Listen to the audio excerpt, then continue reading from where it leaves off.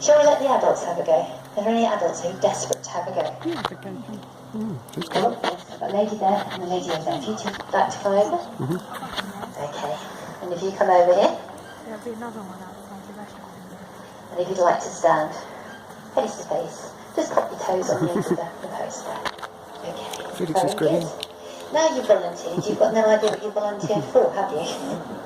That was foolish. Okay, no.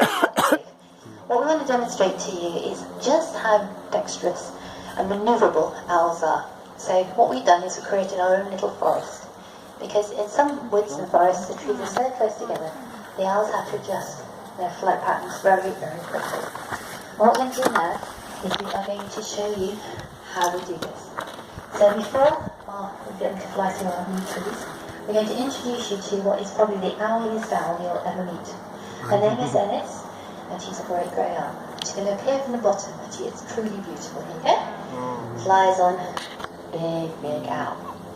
Now, she looks enormous, and in fact they are officially the largest owl in North America, but they are not the biggest, the heaviest. The heaviest owl is actually the great horned owl.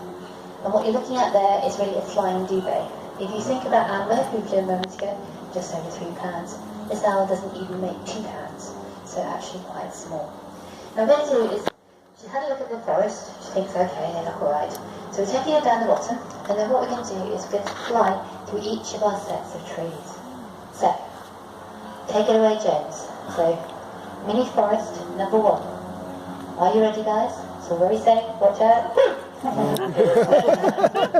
Very good. No trees were felled in the process of that bit. So we're getting her to go back down the bottom again, so she can line herself up. And we're actually inspired to do this by her brother Water. Because in the winter, when we do our winter displays, we actually do them in low flying grounds. And Water comes out of the neighbour and he flies under a fence, which is about a foot off the ground. It's amazing, he does it every single day. Now, we'll show you this one. And the other thing is, she could fly around if she wanted to, but she doesn't. She comes right in the middle. Fantastic. James hasn't lost a tree yet, which is very good. Okay, shall we try our slightly taller trees over here? And she can do it just as well. So, Maria's going to get over there, and we'll get Ennis to come up to our final set of trees. They're looking a bit worried. Don't worry. It's perfectly safe, I assure you. Okay, and here's your very good. Can we give our trees a big round of applause? Thank you very much. Can you please take a seat, guys? You were fantastic. Okay, so we'll let our trees take a seat, and then we're going to fly Ennis through a little bit more, and I'll tell you this about her. Now, well done. I warn you, before she starts, she does fly very low, so if you're sat in the back of the seat, and we've actually Instead of like you'll see she's got beautiful yellow eyes. when it That went tells you through, by choice she'd actually be an owl during the daylight hours. But they found this star is at the Arctic Circle, so at certain times of year they have to deal with an eternal night. So she can actually see in fairly low light levels, especially when there's reflection of snow around. Now, if she turns around to face you, you'll notice an amazing facial disc. It's the most prominent and perfect of any facial disc on any owl anywhere.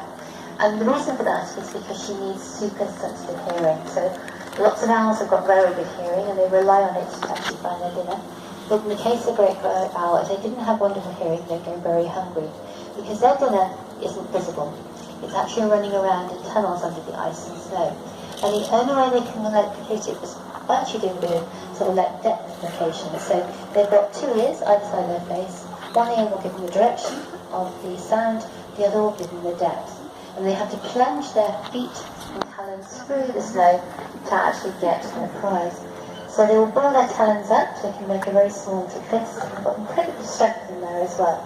And they can punch a hole in the ice and snow and grab the prize every time. Their favourite thing to eat in the wild is short-tailed voles. Lots of animals like voles. And this particular species likes them so much they actually follow the vole population around. So unlike most owls that will settle after they've found a territory, they can go a long way in their first year, and 20 for instance, or go up to kilometres. But these guys will actually follow the vole population around. Now if you look around the outside rim of the big facial disc there, you'll see stiffer feathers. And that actually helps channel the sound into her ears. And Native Americans believe that these are actually made of human fingernails, so it's a bit spooky. Now, the name Great Grey Owl is, well, it's descriptive. She's big, she's grey, she's out. It's not really romantic or pretty, is it? So the Native Americans call them things like the Great Grey Ghost and the Shadow of the North, which is much, much nicer. And you can see where they get the name, because all of a sudden she just disappears home. Ladies and gentlemen, Miss Ennis, our Great Grey Owl.